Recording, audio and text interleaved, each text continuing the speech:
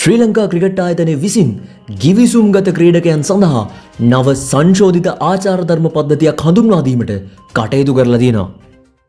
ඒ අනුව ක්‍රීඩකයන්ගේ විනය සහ සමාජ මාධ්‍ය භාවිතය යන කරුණු කිහිපයක් සම්බන්ධයෙන් තමයි මෙහිදී වැඩි අවධානයක් යොමු කරලා තියෙන්නේ. සංශෝධනයට ලක් කරපු ආචාර ධර්ම කොන්දේසි ශ්‍රී ලංකා ක්‍රිකට් ආයතනය සමග ගිවිසුම්ගත වීමට නියමිත ක්‍රීඩකයන්ගේ නව ගිවිසුම් වලට ඇතුළත් කර ඇති බවයි ශ්‍රී ලංකා ක්‍රිකට් ආයතනය ප්‍රකාශයට පත් කරන්නේ.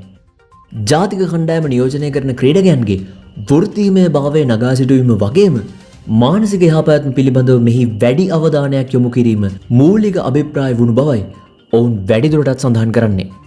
විශේෂයෙන්ම දේශීය වගේම විදේශීය තරඟ සංචාර සඳහා ක්‍රීඩකයන්ට පුහුණුකරුවන්ට සහ සහායක කාර්ය මණ්ඩලයට අයත් සමාජිකයන්ට පිරිඳ හෝ සහකාරිය පමණක් රැගෙන යාමටයි මෙතනින් පස්සේ අවසර හිමි වෙන්නේ.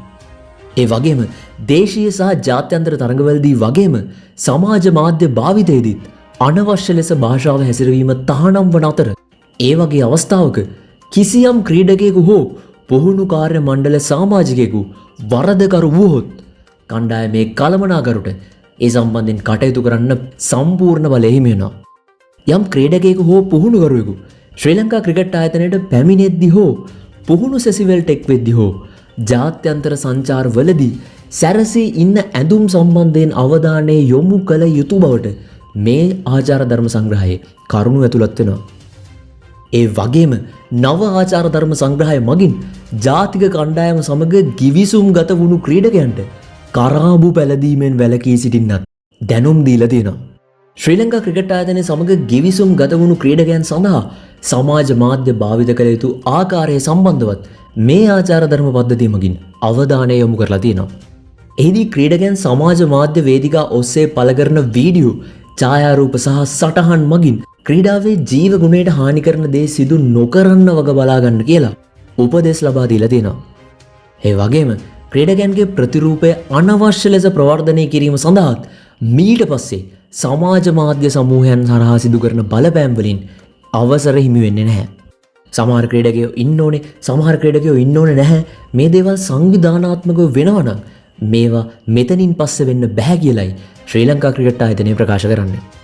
ඒ වගේ මේ නව මාර්ගෝපදේශ සංග්‍රහයේ වැඩිපුරම කතාබහට ලක්වන එකක් වෙන්නේ පුළුල් දූෂණ විරෝධී සහ ජාත්‍යන්තර සහ දේශීය ක්‍රිකට් සංචාර අතරතුර විනය කොන්දේසි මාලාවන්ගේ කොටසක් විදියට ක්‍රිකට් ක්‍රීඩකයන් සෙසු පුද්ගලයන් සමග සිදු කරන ලබන සම්බන්ධතා සීමා කිරීම සඳහා සීමාවන් හඳුන්වලා දීම.